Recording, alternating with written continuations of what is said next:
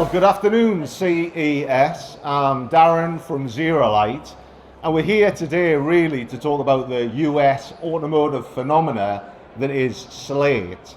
And this afternoon I'm very lucky to be joined by Daphne from Slate, and we're going to be really talking about how we've went from a blank slate to 150,000 reservations for a new EV truck. Thanks, Darren. Yes. Daphne Zargar. I'm based out of Detroit. I have about 20 years in digital innovation, the last 10 in automotive, and I'm the head of mobile of Slate. And today we're going to be introducing you to Slate, which is a new American company founded on a very disruptive business model and idea. And I think the next slide is going to introduce us with a video. This is a Slate. This Slate seats 2 and can carry sheets of plywood. This Slate seats 5 and can fit tons in the frunk. It's actually the same Slate. This is narrated by me, Jeff. I work at Slate and just happen to have a great voice. He really does. That's Chris, our CEO. Chris thinks new cars are too expensive and too complicated. A Slate cost in the mid-20s. We took out everything that wasn't a car. That means no fancy screen, colored lighting, cooled seats, self-driving, self-parking, automatic cup holders. Yes, that's a thing. But you can add accessories like little screen, big screen, SUV kit, fastback kit, open air kit, one speaker, a bunch of speakers, big bumper, spare tire holder, slatelets, fun grills, even funner lights. Colors, any color. Really, wrap it in any color. And Slate Access Points means you can add an accessory now, later, or even make one yourself. it's like a potato head. Wait, maybe there's a better analogy. Actually, there is. Slate is the chameleon of trucks and SUVs. Seriously, just add the SUV kit. There are 3. A Slate is not like other cars, or trucks, or SUVs. And Slate is not like other car companies. Slate, we built it, you make it.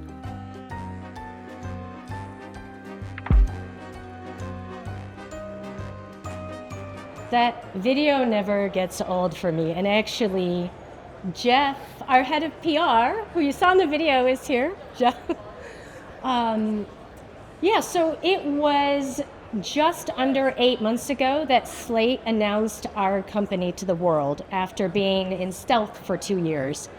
And the idea for Slate really started back in 2022 when some visionary thinkers from our parent company, Rebuild Manufacturing, took a chance, funded a team, and we were really focused on answering one fundamental question.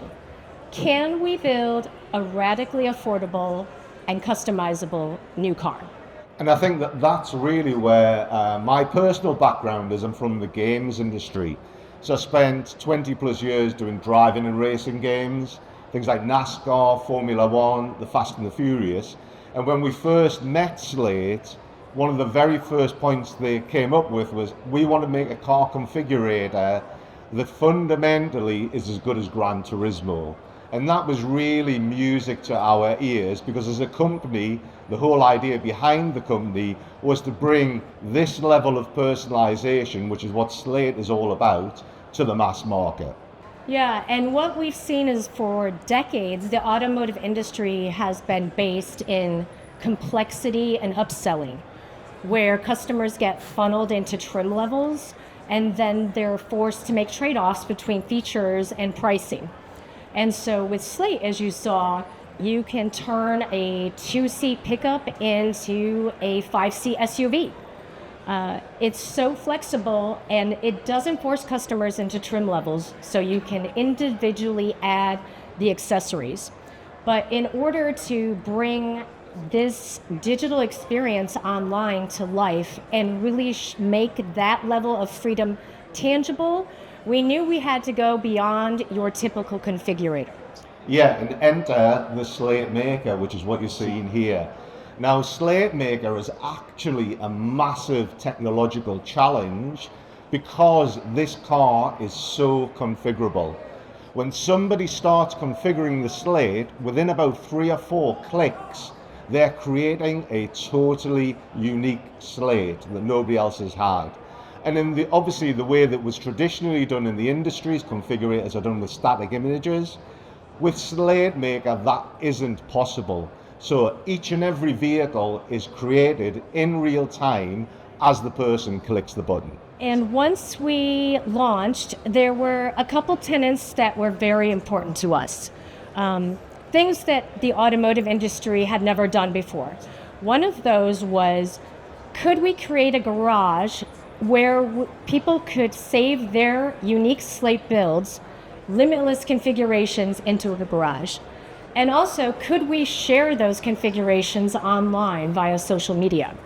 So if I built a monster green SUV colored Slate, I could send that to Darren. He could click the link, open it up, change it to a fastback, change the color, and save it in his garage. So I think this is where it really became more of a cultural phenomenon once we launched. And I think it really resonates for me personally that Slate always said they're not like another car company, and that's entirely true. And a great example of that is in terms of the wraps, they said they would like to have infinite color, so anybody can pick any color under the sun and apply it to their vehicle.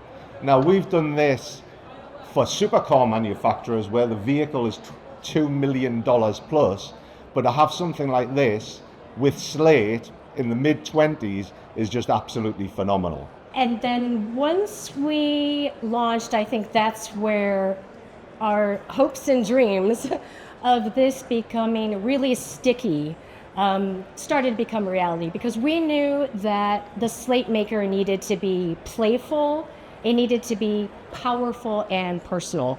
And I think some of our early conversations of what we thought we could expect was pretty fun between our teams, Darren. Yeah, so you have to bear in mind that when we first met Slate, you were still in stealth mode, and obviously they had a lot of very, very large aspirations to actually deliver on. And what we've actually seen now is going to share some information for the first time of, if you give consumers something that's creative, something that's sticky, they will go ahead and reserve the vehicle because they can understand that vehicle. So here for the first time are the KPI stats from Slate Maker. And there's a couple of things that are very key here. When I first met Daphne, she said, on the launch, we think we're going to need about 2,000 concurrent users.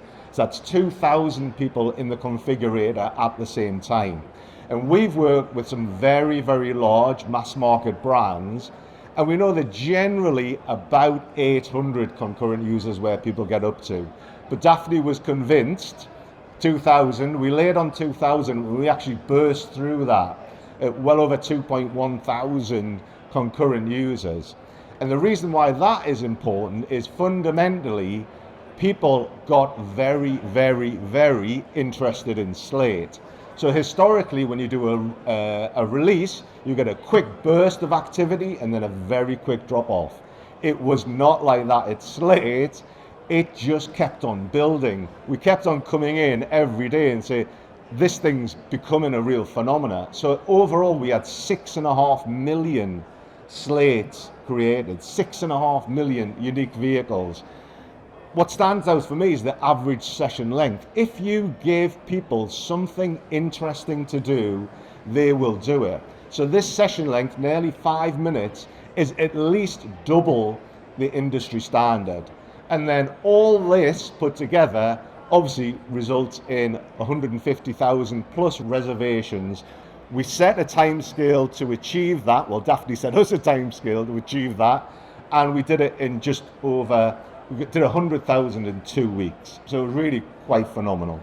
Yeah, and Darren, I know you're being very kind, but when I said I think we should plan for success in 2,000 concurrent users, it was a bit of, love the confidence, Daphne, but you could see that they thought we were crazy. And when we say, when Darren mentioned a peak of 2,000 concurrent users, that was lasting 8 or 9 hours a day, day after day.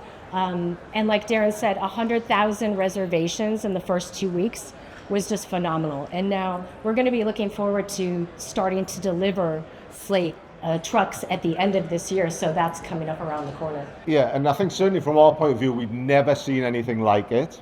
So it is totally unique. And I think one of the reasons that it is totally unique is basically down to the social media coverage that Slate Maker gathered. Yeah, I think one of my favorite quotes is from Top Gear, where the journalist said, "I hope you don't have anything to do this weekend, because the second you click this link, you're gonna get sucked in," right? And it really was sticky. Like, people, unlike any other configurator, kept coming back to play around and share and configure and save their vehicles to the garage.